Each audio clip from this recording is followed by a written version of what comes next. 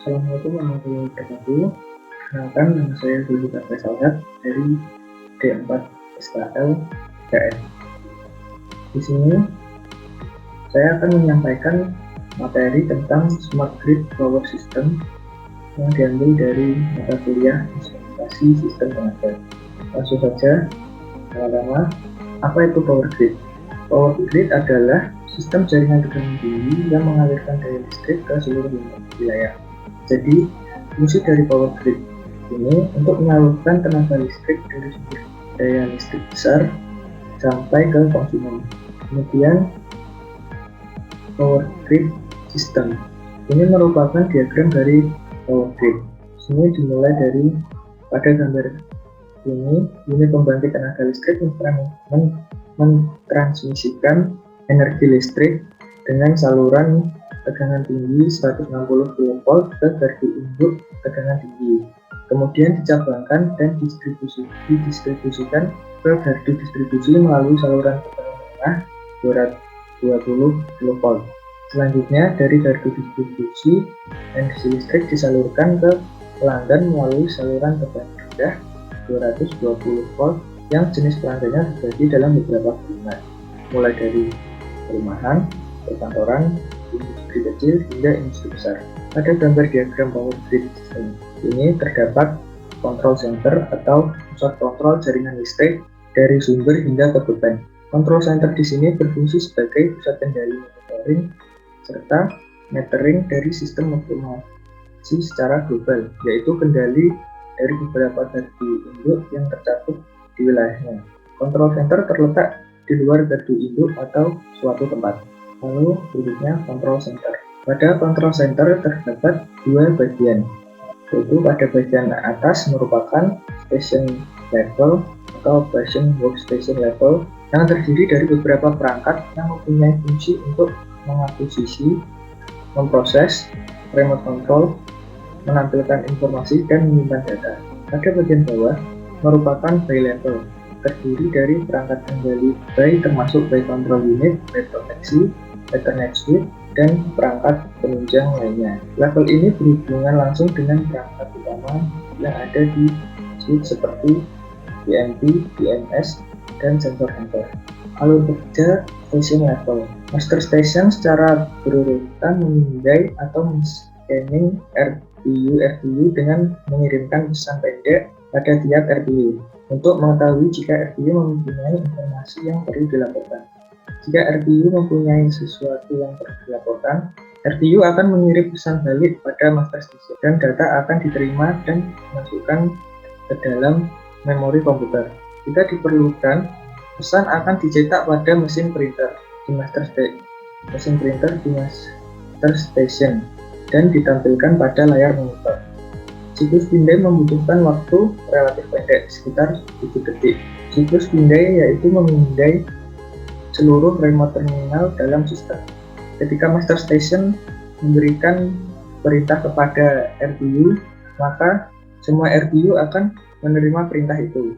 Akan tetapi RTU yang alamatnya sesuai dengan perintah itulah yang akan menjalankannya. Sistem ini dinamakan dengan sistem PORIT. Pada pelaksanaannya terdapat waktu tunda untuk mencegah kesalahan yang berkaitan dengan umur data analog. Selain dengan sistem pemindai, pertukaran data juga dapat terjadi secara insidental, misalnya terjadi penutupan switch circuit breaker oleh operator gardu induk, maka RTU secara otomatis akan segera mengirimkan status CP di gardu induk tersebut ke master station. Dispatcher akan segera mengetahui bahwa CP telah tertutup. Jika terjadi gangguan pada RTU, pesan akan dikirim dari RTU yang mengalami gangguan tadi ke master station, dan pemindaian yang normal akan mengalami penundaan yang cukup lama karena master station mendahulukan pesan gangguan dan menyalakan alarm agar operator dapat mengambil tindakan yang diperlukan secepatnya. Kemudian station level. Master station terdiri atas 1. Server, 2. Workstation, 3. Historical data, 4. Projector unit, 5. Peripheral pendukung seperti printer dan loader, 6. Recorder, 7. Global Positioning System untuk referensi waktu, 8. Dispatcher Training Simulator, 9. Aplikasi SCADA dan Energy Management System. Yang ke-10 UPS untuk menjaga ketersediaan daya listrik, dan yang ke-11 ATS dan STS untuk mengendalikan aliran daya listrik menuju master station. Kemudian berikutnya alur kerja bay level.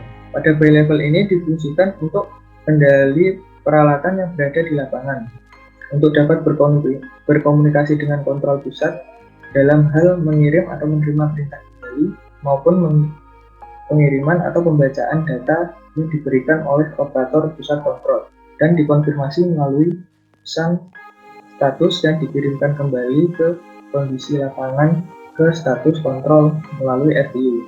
Hal ini dapat dengan mudah dikendalikan dan dimonitoring oleh operator melalui pusat kontrol, di mana pada bay level di sini memerlukan perangkat untuk komunikasi komponen di lapangan yang diubah dalam bentuk data yang telah diolah pada sebuah microcontroller atau controller.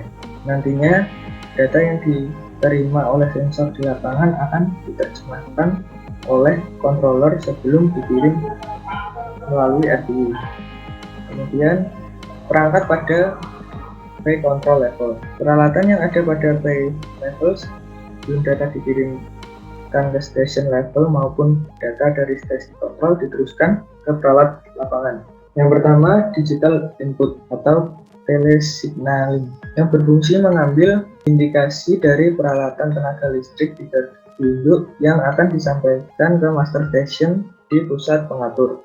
Yang kedua, digital output yang berfungsi melaksanakan kontrol atau perintah dari pusat mengatur ke peralatan gardu induk untuk merubah status peralatan tenaga listrik seperti PMP dan PMS. Yang ketiga, analog input yang berfungsi menghasilkan keluaran sinyal analog seperti level tekanan. Kelima, enfuser adalah perangkat yang berfungsi mengubah besaran-besaran daya yang bertegangan atau arus tinggi dari bagian sekunder CT atau PT menjadi output bertegangan atau arus lemah. Yang keenam, modem adalah perangkat komunikasi antara RTU dengan master station melalui media komunikasi data seperti PLC, fiber optik, kabel pilot, dan lain-lain. Yang ketujuh, modulator berfungsi merubah sinyal digital menjadi sinyal analog. Yang kedelapan, demodulator berfungsi merubah sinyal sinusoidal termodulasi menjadi sinyal digital. Yang kesembilan, protokol komunikasi adalah bahasa yang digunakan pada sistem SCADA antara RTU dengan master station yang dilewatkan pada media komunikasi data. Berikutnya, controller pada bay level. Berikutnya adalah controller pada bay level. Yang dapat digunakan pada gambar sistem SCADA di atas adalah CPAM dan akan digunakan CPAM dengan jenis Merlin Jaring CPAM series 80. Yang pertama, Other High Voltage Protective Relay. Untuk busbar bisa digunakan CPAM series 80 tipe B80 dan B83, di mana tipe tersebut melakukan proteksi base overcurrent, earth fault atau sensitive earth fault, kemudian breaker failure, lalu negatif unbalance atau sequence. Kemudian yang terakhir untuk recloser bisa digunakan CPAM seri 80 tipe S80, S81, S82 dan S84. Yang kedua, CPAM by controller. Pada bagian ini digunakan CPAM dengan fungsi utama sebagai kontrol dan monitoring. Untuk temperatur bisa digunakan CPAM series 80. Temperatur transformer menggunakan tipe T81, T82, T87. Untuk temperatur motor dapat menggunakan tipe M81, M87, dan M88. Untuk temperatur generator dapat menggunakan D82, D87, dan D88.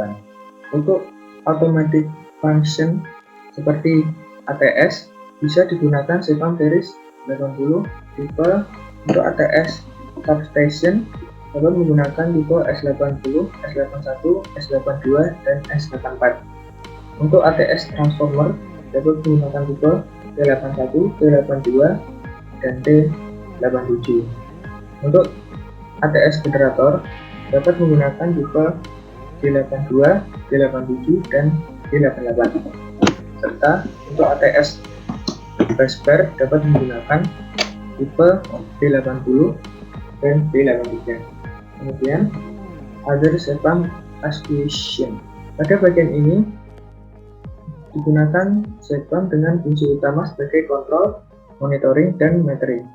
Untuk analog values bisa digunakan SEPAM series 80 dengan semua tipe, di mana tipe tersebut dapat melakukan metering antara lain arus, tegangan, daya, phase sequence, dan lain-lain.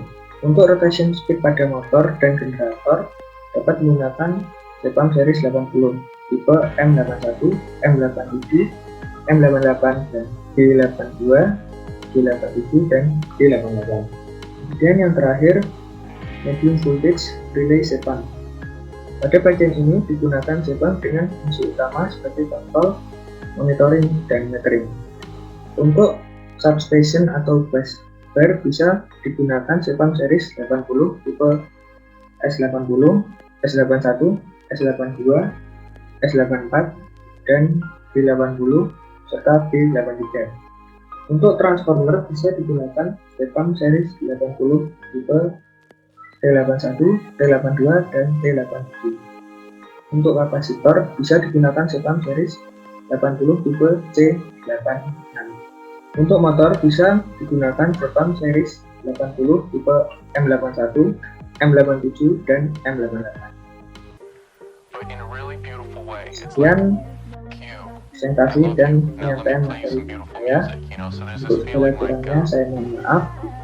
Assalamualaikum warahmatullahi wabarakatuh.